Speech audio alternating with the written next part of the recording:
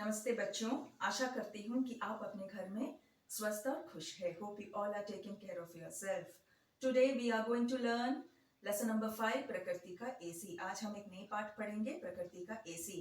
प्रकृति का मतलब है नेचर, नेचर्स एयर। इस पाठ से हमें ये संदेश मिलता है और the lesson gives us the messages. शहरों में बहुत सी इमारतें बनने के कारण पेड़ कम होते जा रहे हैं। ऐसे में अधिक से अधिक पेड़ बनाकर हम अपने पर्यावरण को सुरक्षित रखना है।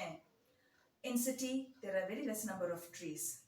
If we cut down the trees, your environment get destroyed. So we have to plant more and more trees and make our environment safe. As you all know, trees do play an important role in our life. Isn't it, children?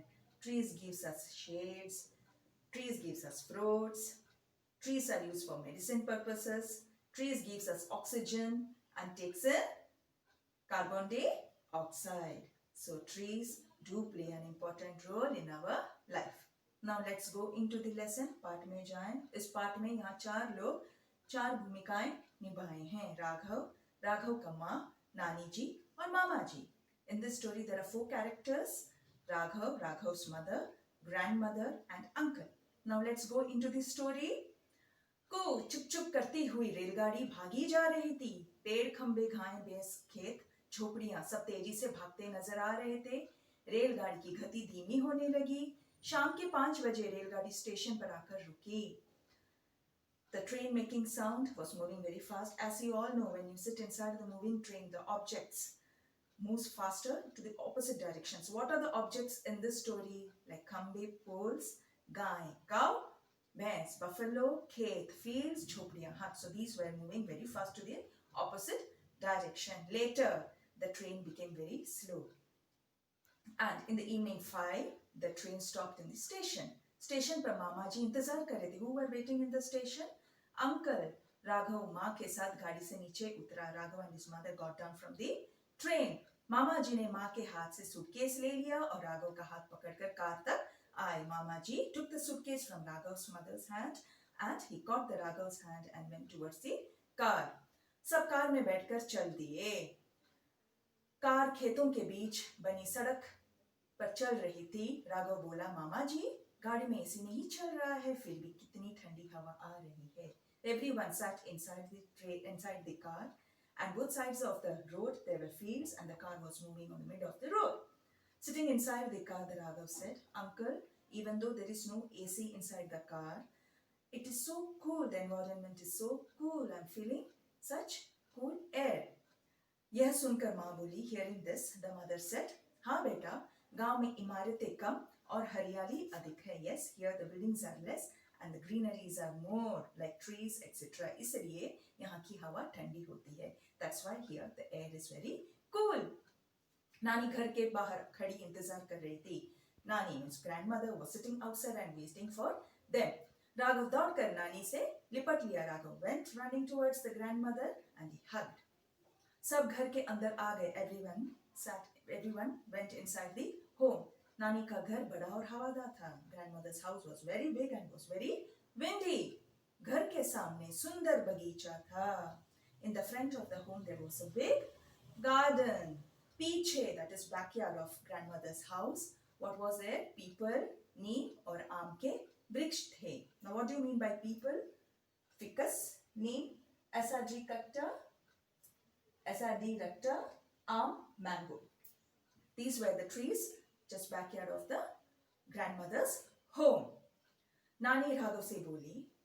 Grandmother said to Raghav, Raghav बेटा हाथ मुंह धो लो, खाना तैयार है. Wash your hands and face and your food is ready. Raghav ने कहा. Raghav said, हाँ नानी मुझे बहुत भूख लगी है. Yes grandmother, I'm feeling very hungry. Raghav ने आलू पूड़ी खाई. खाना खाकर उसे नींद आने लगी. आलू पूड़ी is a snack which is made up of potato. He ate it and he was feeling very sleepy. Raghav माँ के साथ कमरे में आ गया. Raghav went with his mother to a room. चारों तरफ देखकर he was seen everywhere. Surroundings in the room. माँ, ऊपर में एसी तो है नहीं, कैसे सोएंगे? Here there is no AC. How I'm going to sleep? माँ ने कमरे के सब खिड़कियां खोल दी. As soon as after hearing this, what did she do? She opened the windows of the room. फिर बोली, ये चल गया AC. See, now AC is working. बाहर लगे पेड़ों की टहनियां हवा में झूम रही थी. The branches were swaying. कुछ ही देर में कमरा ठंडा हो गया. And after some time, the room became very cool.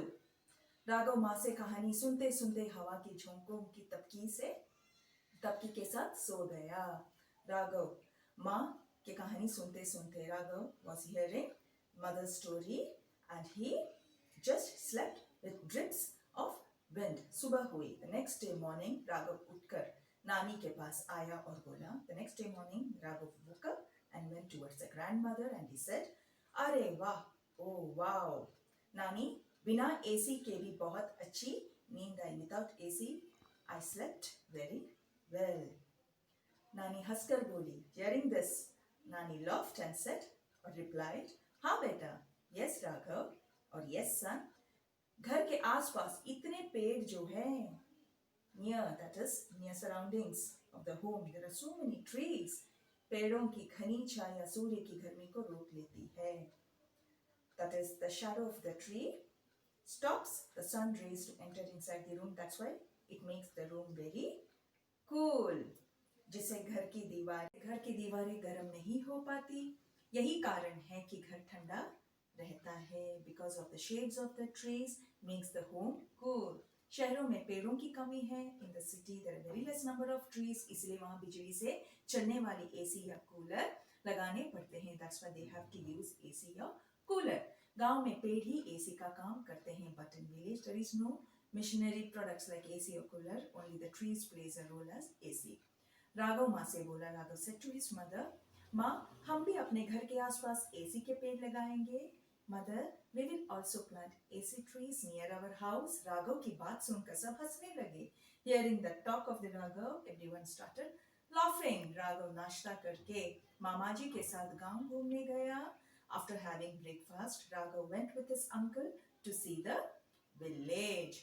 गांव में हरे भरे लहलहाते खेत थे. In the village, there were green fields rippling in the breeze. बरगद के पेड़ की छाया में एक कुम्हार मिट्टी के बर्तन बना रहा था. Under the shades of the banyan tree, the potter was making pot. स्त्रियां कुएं पर पानी भर रही थी. Even the woman was fetching water from the well. पेड़ों की मजबूत टहनियों पर झूला लड़के थे. Even on the strong branch of the tree, the swing was hung on the twigs. उन पर बच्चे झूल रहे थे. Even the children were swinging. Raghav भी उनके साथ खूब झूला. Even Raghav also swang a lot with them. Raghav को गांव अच्छा लगा. Raghav really loved or liked the village. वह बहुत प्रसन्न था. He was very happy. Hope you loved the story, children. Thank you so much. See you in the next class.